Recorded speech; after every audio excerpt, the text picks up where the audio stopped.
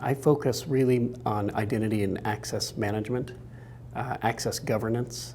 We want to make sure that within a federal agency, managers know what their people have access to, what authorizations do they have within those systems.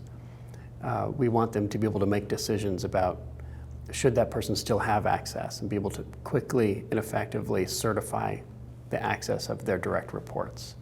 We want to try to automate those decisions so that they're fulfilled instantly as well. So we're looking to automate and extract the use of IT systems into a business layer to be more easily managed. One of the biggest challenges, just some of the topics that we're dealing with at a collaboration summit like this are so complex. We were just talking about cloud in one of our recent discussions, and even just the very definition of what is a cloud application was different depending on who spoke on the panel. And so helping people understand the problem space and then speaking to solution options in that problem space is a challenge. And I've found a lot of value coming to a summit like this where I'm rubbing shoulders with people worried about the same problems.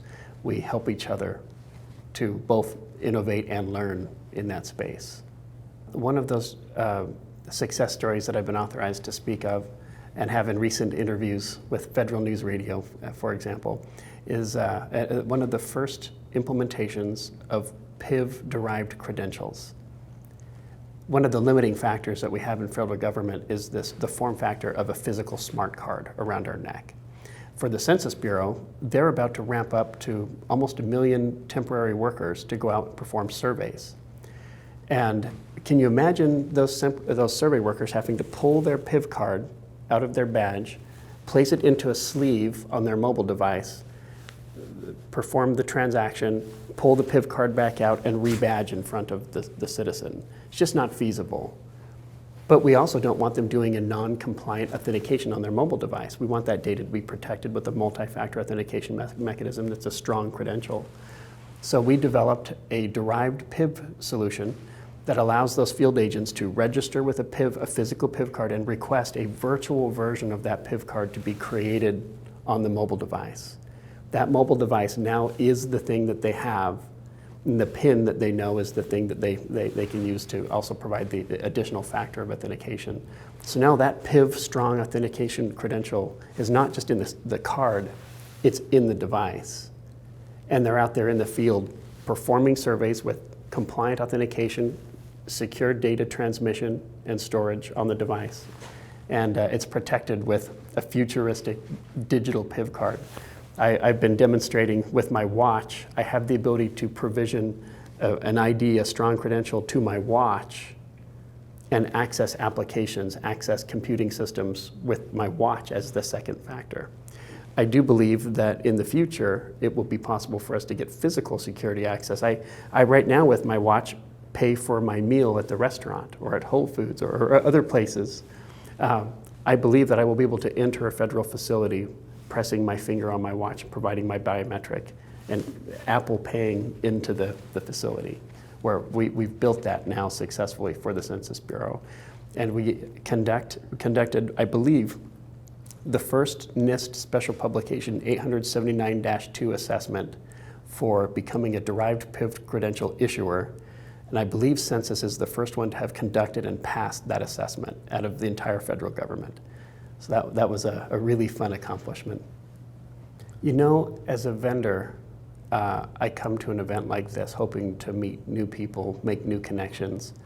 Hopefully, like you said earlier, disseminate information that I think might be helpful to federal agencies.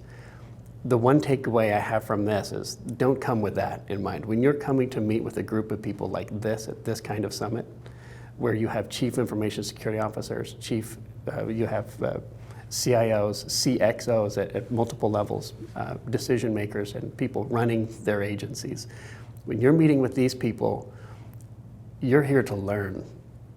I just met Maria, the CIO of the Department of Transportation. I had never met her before, and I asked her the question, so do you think much about identity and access management, IT automation? And she looked at me and gracefully said, yes, I do think about that. And we had a conversation. Then in a following meeting, I learned that she actually ran the FedRAMP program for companies and vendors like me to automate those things and secure and protect those things in a government standards compliant way. And I realized, wow, she is an expert in identity and access management. Most of the people here are my professors. So my takeaway is that coming to this kind of a summit, I'm coming to learn, not to speak or to collaborate, but I'm really learning in every conversation. I've been to a lot of trade shows and a lot of conferences and collaborations. I've never been to a conference of this quality. The social atmosphere where you can talk about challenges and issues as agency leads. You learn to look at problems in a different way that you can't on your own.